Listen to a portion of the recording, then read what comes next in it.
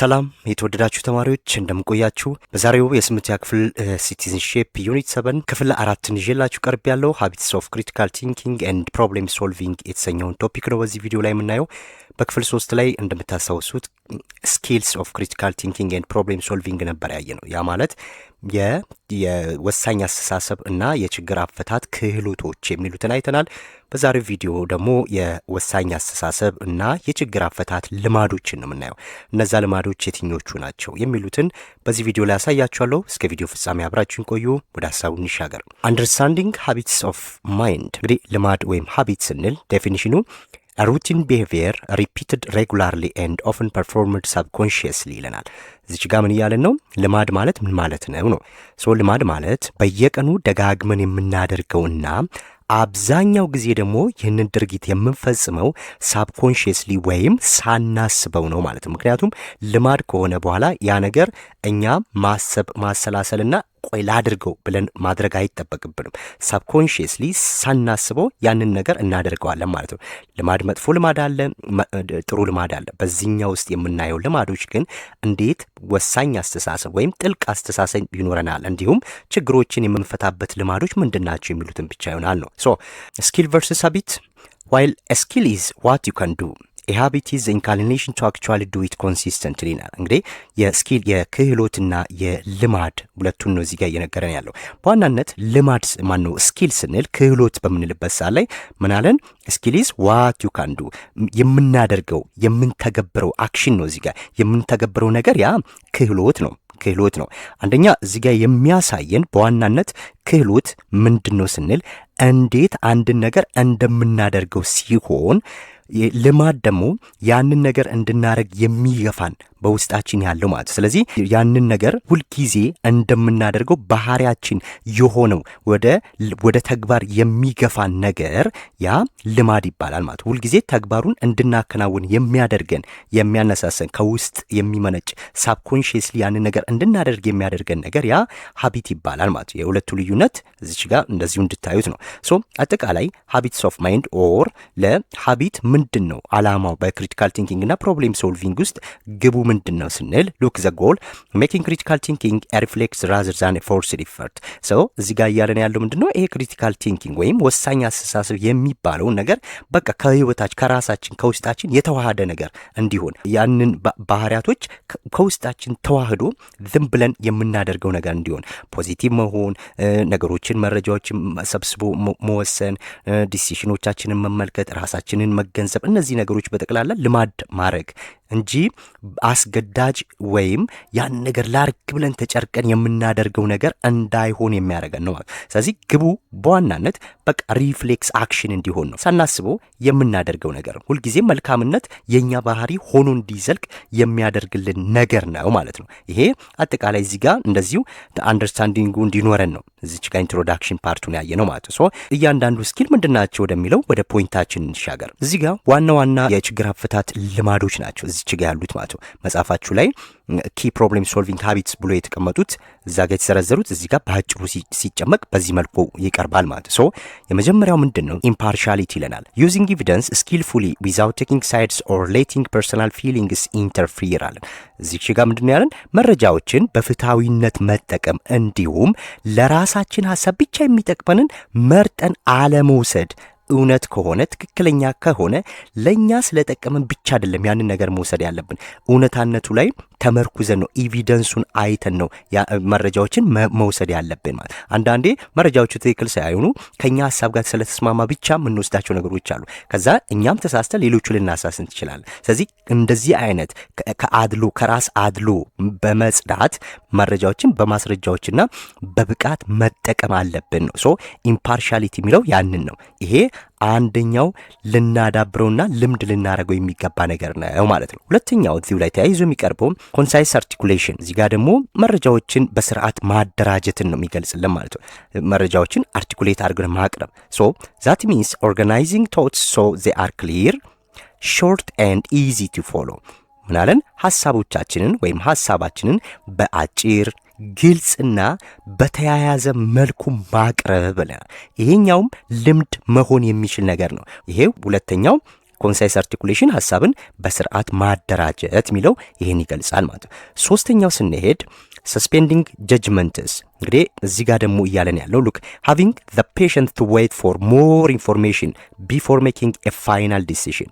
ይሄ በቂ ማስረጃዎች በሌለበት ሁኔታ ቶሎ ወደ ውሳኔ አለመግባት አለመቸኮልን ነው የሚያሳየው ማለት ነው። ሶ በቂ መረጃ ጋዘር ሳናረግ እጃችን ላይ እነዛ በቂ መረጃዎች እስካልመጡ ድረስ መታገስ መቻል አለብን። የስ ፔሸንት አለ እዚህ ጋር አለ መታገስ መቻል አለብን ማለት መጠበቅ መቻል አለብን። ውሳኔያችንን እነዚህን መረጃዎች ካሰባሰብንና ትክክለኛ ነው ብለን ካሰብን በኋላ ነው ወደ መጨረሻው ውሳኔ መሄድ ያለብን እንጂ እነዚህን ነገሮች ሳናረጋግጥ በቀጥታ ወደ ድምዳሜ ወይም ወደ ውሳኔ መግባት የለብንም ማለት ነው። ይሄን ሁልጊዜም በህይወታችን ልንተገብረው የሚገባ ልማድ ልናደርገው የሚገባ ወሳኝ ነጥብ ነው ማለት ነው። አንዳንዴ አንድ ነገር ብቻ አይተን ከዛን ኦኬ እንዲህ ስለሆነ ነው ብለን እንደመድማለን። ያ የተሳሳተ መረጃ ውስጥ ወይም የተሳሳተ ድምዳሜ ላይ እንድንወድቅ ይረዳናል። እንደነዚህ አይነት ውሳኔዎች ደግሞ ከራስ ጉዳት አልፎ ሌሎችንም ሊጎዳ ይችላል ማለት ነው። ስለዚህ ይሄም ሌላኛው ክህሎት ልናደርገው የሚገባ ነገር ነው ማለት ነው። ሶስት ሀቢቶችን እዚህ ጋር አየን። አራተኛው አድሚቲንግ ኢግኖራንስ፣ ይሄ ደግሞ አለማወቃችንን መቀበል ምንድን ነው ያለን? አክኖሌጂንግ ዋት ዩ ዶንት ኖ ኢዝ ዘ ፈርስት ስቴፕ ቱ ለርኒንግ። ሁልጊዜም ለመማር አላዋቂነታችንን መቀበል መቻል አለብን ማለት ነው። የማናውቀው ነገር ከሆነ ኦኬ አላቅም ብሎ ራሳችንን ክፍት ማድረግ፣ ለመማር ራሳችንን ዝግጁ ማድረግ ማለት ነው። እዚህ ጋርም እያለን ያለው የማናውቀውን ነገር አላቅም ብሎ መቀበል ነው ሁልጊዜም። ይሄ አላቅም ብለን በምንቀበልበት ሰዓት ላይ ራሳችንን ለማወቅ ዝግጁ አደረግን ማለት ነው። ስለዚህ ለማወቅ ዝግጁ ባደረግን ቁጥር ምን እንሆናለን? የተሻሉ መረጃዎች፣ የተሻሉ ሰው፣ የተሻለ ግንዛቤ እንዲኖረን ራሳችንን ዝግጁ አደረግን ማለት ነው። ይሄ ደግሞ የብልህ ሰው ውሳኔ ነው። አንዳንድ ጊዜ ሰዎች ምን ይሆናል? አላቅም ብል ይሄንን ሰዎች የሰጡን ቦታ ሊወርድ ይችላል። በሰዎች እንደ ሼም መስሎ ይታየናል አይደለም? አለማወቃችንን ማወቅ ለማወቅ ዝግጁ እንድንሆን ይረዳናል ማለት ነው። አቃለሁ ብለን ከደመደምን በማናውቀው ነገር ላይ አቃለሁ ብለን ከደመደምን ለማወቅ ያለንን ኦፖርቹኒቲ እየዘጋነ ነው ማለት ነው። ስለዚህ ሊያሳውቁን የመጡ ሰዎች እንኳን አቃለሁ ስንል ካወቀማ ብለው ኢግኖር ሊያደርጉን ይችላል። ዜርፎር ሁልጊዜ ማናውቀውን ነገር አላቅም ብለን መቀበል፣ ይሄንንም ልምድ ማድረግ መቻል አለብን። አላቅም የሚል ሰው ብልህ ነው እንጂ አላዋቂ ስለሆነ አይደለም አላቅም የሚለው። በሚያውቀው ነገር ላይ ተጨማሪ ነገር ለመገንባት ተጨማሪ ነገር ለማካበት በሚል ነው። ስለዚህ ይህንንም በዚህ መልኩ መረዳት መቻል አለብን ማለት ነው። ሌላኛው ነጥብ ቪዊንግ ፕሮብሌምስ አስ ቻሌንጅስ፣ ሲንግ ኮንትሮቨርሻል ኢሹስ አስ ኤግዛይቲንግ ፐዝልስ ራዘር ዛን ስኬሪ ትሬትስ።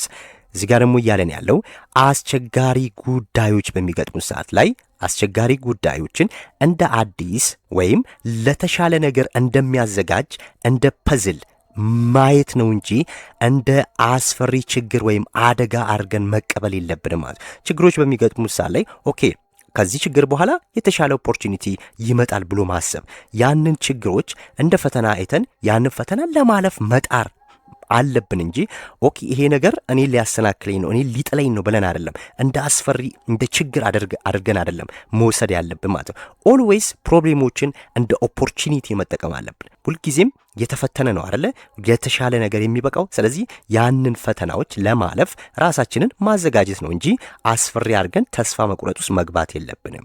ይህንንም ልናዳብር ይገባል። ሁልጊዜ ፖዚቲቭ ቲንከር መሆን አለብን። ችግሮችን ለተሻለ ነገር ሊያዘጋጅን ነው በሚል መቀበል አለብን ነው። ሌላኛው ፐርሲስተንስ ይለናል። እዚህ ጋር ደግሞ ኪፒንግ ኪዩሪዮሲቲ አላይቭ ኤንድ ቢንግ ሬዲ ቱ ስፔንድ ታይም ወርኪንግ ስሩ ኮንፊውዥን። ይሄ ደግሞ እያለን ያለው የማወቅ ጉጉትን ሁልጊዜ በውስጣችን ሕያው ማድረግ መቻል አለብን ማለት ነው። እንዲሁም ግራ መጋባታችንን ለማሸነፍ ጊዜ ሰጥተን እዛ ነገር ላይ መስራት መቻል አለብን ማለት ነው። የቸገሩን ነገሮች ካሉ፣ ኮንፊውዝ ያደርጉን ነገሮች ካሉ እነዛን ነገሮች ለማጥፋት ጊዜ ሰጥተን መስራት መቻል አለብን። ሁልጊዜም ለአዲስ ነገር የማወቅ ጉጉታችንን በውስጣችን ማአስርጸን ሕያው አድርገን መጓዝ መቻል አለብን ነው እያለን ያለ። ስለዚህ የማወቅ ኦፖርቹኒቲው እንዳለን አውቀን ለማወቅ መጓጓት፣ ለአዲስ ነገር ሁልጊዜም ራሳችንን ሬዲ ማድረግ፣ ችግሮች ወር ኮንፊውዥኖች በሚገጥሙ ሰዓት ላይ እነዛን ኮንፊውዥኖች ሶልቭ ለማድረግ ጊዜ መስጠት መቻል አለብን ማለት ነው። ፐርሲስተንስ ይሄኛውን ነው የሚያሳየው። ጽናት የሚለውን ትርጉም ይዛል ማለት ነው። ሌላኛው ልናዳብር የሚገባን ሀቢት ይሄ ነው ማለት ነው። ስንቀጥል ኤቪደንስ ቨርስስ ፕሪፈረንስ ሜኪንግ ጀጅመንትስ ቤዝድ ኦን ፋክትስ ራዘር ዛን ዋት ዩ ዊሽ ወዝ ትሩ። እዚህ ጋር ደግሞ እያለን ያለው ጀጅመንት ቤዝድ ኦን ኤቪደንስ ነው። ሁልጊዜም ጀጅመንታችን ወይም ውሳኔያችን በማስረጃ ላይ መመስረት መቻል አለበት ነው። በማስረጃ ላይ መመስረት መቻል አለበት እንጂ እኛ የፈለግነው ነገር እንዲሆንልን አይደለም መመኘት መቻል ያለብን። ምኞታችን ወይም ፍላጎታችን ብቻ እንዲሆን ሳይሆን ውሳኔያችን ሁልጊዜም በግል ምርጫዎቻችን ላይ ሳይሆን በምክንያትና በማስረጃ መወሰን መቻል አለብን ማለት። ስለዚህ በማስረጃ ላይ የተመሰረተ ውሳኔ መስጠት ያስፈልጋል። ይሄኛውም ሌላኛው ሀቢት ልናደርገው የሚገባ ወሳኝ ነጥብ ነው ማለት ነው። ኦኬ questioning yourself ይህም ሌላኛው ነው። questioning yourself habitually looking at your own views and checking the assumption behind them። እዚህ ጋር ደግሞ ምንድነው እያለን ያለው የራስን አመለካከት መመርመር መጠየቅ ማለት ነው። ሁልጊዜ ራሳችንን መጠየቅ አለብን። ሪሊ በትክክለኛው ፖዚሽን ላይ ነኝ ወይ ያለሁት? ይሄ ውሳኔ ትክክል ነው ወይ? እያሰብኩት ያለው ሐሳብ ትክክል ነው ወይ ብሎ ራስን መመርመር ማለት ነው። ይሄ ሰልፍ ኢቫሉዌሽን ኦር ሰልፍ ሞኒተሪንግ ብለን የምንላቸው ናቸው። ሁልጊዜ ራሳችንን መጠየቅ። የራስን ሐሳቦች ሁልጊዜም መጠራጠር እና በስተጀርባ ያሉትን መነሻዎች ለመረዳት መሞከር አስፈላጊ ነው። ይሄ ሲጠቃለል እየነገረን ያለው ይሄንን ነው ማለት። አሁን እንድወሰን ወይም ውሳኔ እንድሰጥ ያስቻለኝ ከጀርባ ያሉ መነሻዎቼ ትክክል ናቸው ወይ ብሎ መጠየቅ መቻል፣ እነዛን መረዳት መሞከር፣ ይሄም ልምድ ልናደርገው የሚገባ ወሳኝ ነጥብ ነው ማለት ነው። ሪኮግናይዚንግ ቢያዝ እዚህ ጋር ደግሞ አድሎ እንዳለ መገንዘብ። አድሎ አለ ወይ በሐሳቤ ውስጥ? understanding what everyone has blind spots or personal preferences that can distort the truth የራሳችንን አስተያየት ፍጹም እንዳልሆነ እና በግል ምርጫችን ምክንያት መረጃዎችን እንዳናጣምም መጠንቀቅ መቻል አለብን። ማንኛውም ሰው የሆነች ብላይንድ ስፖት አለችው አይደለ? ስለዚህ አንዳንድ ጊዜ በጭፍን ለራሳችን ብቻ እንዲመቸን አድርገን ነገሮችን እንቀበላለን። ፍላጎታችንን ብቻ እንከተላለን። ያ ፍላጎታችንን ብቻ መከተል እውነትን ምን ሊያደርግ ይችላል? ሊያዛባው ይችላል። እውነትን ሊያጠፋ ይችላል ማለት ነው። ስለዚህ ያ እውነት እንዳይጠፋ ሁልጊዜ ምልከታዬ ትክክል ነው ወይ? ትክክለኛ ፖዚሽን ላይ ነው ወይ የቆምኩት? ትክክለኛ ማስረጃዎችና መረጃዎች አሉኝ ወይ? ሎጂካል ነኝ ወይ ብለን መጠየቅ መቻል አለብን ማለት ነው። ስለዚህ የራሳችን አስተያየትን ፍጹም እንዳልሆነ መገንዘብ፣ መጠርጠር፣ አስተሳሰባችንን መጠርጠር መቻል አለብን። ያንን ስናደርግ ሁልጊዜም ያልጠሩ ሐሳቦችን እያጠራን በማስረጃና በምክንያት ላይ ተመርኩዘን እንጓዛለን ማለት ነው። ይህም ሊዳብር የሚችል ልምድ ሊሆን የሚችል ሌላኛው የፕሮብሌም ሶልቪንግ ሀቢት ነው ማለት ነው። የመጨረሻዎቹ እነዚህ ሶስቱ ናቸው። ሲኪንግ ክሊር ሪዝንስ አለ እዚህ ጋር ደግሞ በምክንያት እና በድምዳሜያችን መካከል ያለውን ግንኙነት ግልጽ ማድረግ መቻል አለብን ማለት ነው። አንዳንድ ጊዜ ምክንያቱ ሌላ፣ ውሳኔያችን ሌላ ይሆናል። ስለዚህ በምክንያትና በድምዳሜያችን መካከል ያለው ግንኙነት በደንብ በግልጽ መገንዘብ መቻል አለብን ማለት ነው። ሁልጊዜ ለምን ብለን መጠየቅ። ለምን ብለን ስንጠይቅ ብዙ ሐሳቦች ወደ አእምሯችን ይመጣሉ። ስለዚህ እነዛ ነገሮች ላይ ተመርኩዘን ወደ ኮንክሉዥን እንሄዳለን ማለት ነው። ይህንን መርሳት የለባችሁም። ሁልጊዜ ለምንናገረው ነገር፣ ለምንወስነው ውሳኔ፣ ለምንደርስበት ድምዳሜ ሎጂክን መከተል መቻል አለብን። ምክንያታዊ መሆን መቻል አለብን እያለን ነው ያለው። ስለዚህም በምክንያትና በውጤቱ መካከል ያለውን ግልጽ ግንኙነት መመልከት ማለት ነው። ኦፕን ማይንድነስ ይለናል። ራሳችንን ክፍት ማድረግ፣ ለአዳዲስ አስተሳሰቦች፣ ለአዳዲስ ነገሮች ምን ማድረግ? ዝግጁ መሆን፣ ለመቀበል ዝግጁ መሆን ነው እዚህ ጋር እያሳየን ያለው። being willing to listen to different perspectives and change your mind if better facts appear አለ። ትክክለኛ መረጃዎችን ለማግኘት ሁልጊዜ ራሳችንን ዝግጁ ማድረግ እንዳለብን ነው በአጭሩ እየነገረን ያለው ማለት ነው። አንዳንድ ጊዜ እኛ ይዘነው ለዘመናት የቆየንበት አስተሳሰብን የሚያሸንፍና የተሻለ አስተሳሰብ ከሌሎች ስናገኝ የያዝነውን ሐሳብ ቀይረን በአዲሱና በተሻለው ፋክት ላይ በተመሰረተው እውነታ መቀየር መቻል አለብን ማለት ነው። ሪጅድ ከሆንን አስተሳሰባችንን ለመቀየር ግትር ከሆንን መቼም አንለወጥም፣ መቼም አንማርም። እኛ የያዝነው ሐሳብን የሚያሸንፍና በእውነታና በማስረጃ ላይ የተደገፈ ሌላ ሐሳብ ከመጣ ያንን ሐሳብ ለመቀበል ዝግጁ መሆን ማለት ነው። ኦፕን ማይንድነስ ብዙ በህይወታችን ላይ እጅግ በጣም ብዙ ነገሮችን ስለሚለውጥ ማለት ነው። የመጨረሻው the search for truth ፋይናሊ ይህን ሁሉ የመጣንበት ፖይንት ምንድን ነው ስንል እውነታ ላይ ለመድረስ ነው አይደለ? ስለዚህ the search for truth ሲል እውነትን መፈለግ ነው። እውነትን መፈለግ ሲባል a constant effort to get it right rather than just winning an argument። እንግዲህ እውነትን መፈለግ ስንል ጥረታችን መሆን ያለበት የነገሮችን ትክክለኛነት ማረጋገጥ ነው እንጂ አርጊውመንቶችን ማሸነፍ አይደለም። አላማችን መሆን አለበት። የኛ ኢፈርት መሆን ያለበት ትክክለኛ ሆኖ ለመገኘትና ትክክለኛውን ነገር ለማወቅ መጣር ነው እንጂ ግባችን መሆን ያለበት ማሸነፍ አይደለም። እውነት ላይ ለመድረስ ነው መሆን ያለበት ነው ፖይንቱ። ብዙ ጊዜ በሰዎች መካከል ሀሳቦች በሚለዋወጡበት ሰዓት ላይ ወደ ጸብ፣ ወደ ክርክር ይገባል። ለምንድን ነው ሲባል አንዱ ሌላውን ለማሸነፍ ነው እንጂ የዛን ሰው እውነት ተቀብሎ የራሱን ስህተት አርሞ ለመማር አይደለም የምናደርጋቸው ክርክሮች ማለት ነው። ስለዚህ እንደዚህ ከመሆን ይልቅ ጥረታችን መሆን ያለበት ምን ላይ ነው? እውነትና ትክክለኛ ነገር ላይ መመርኮዝ ነው እንጂ ማሸነፍ ላይ መሆን የለበትም ይለናል። እነዚህ የክሪቲካል ቲንኪንግ ኤንድ ፕሮብሌም ሶልቪንግ ሀቢቶች ናቸው ማለት ነው። በቀጣይ 1 ወይ 2 ቪዲዮ ቢቀርን ነው በዚህ ፖርሽን ላይ የ8ኛ ክፍል ሲቲዝንሺፕ ምዕራፍ 7ን እንጨርሳለን ማለት ነው። ስለነበረን ቆይታ አመሰግናለሁ። አዳዲስ ሆናችሁ ሰብስክራይብ በማድረግ ቤተሰብ ተቀላቀሉ። ላይክ፣ ሼር ማድረግ አይረሳ። በቀጣይ እስከምንገናኝ ባይ ባይ።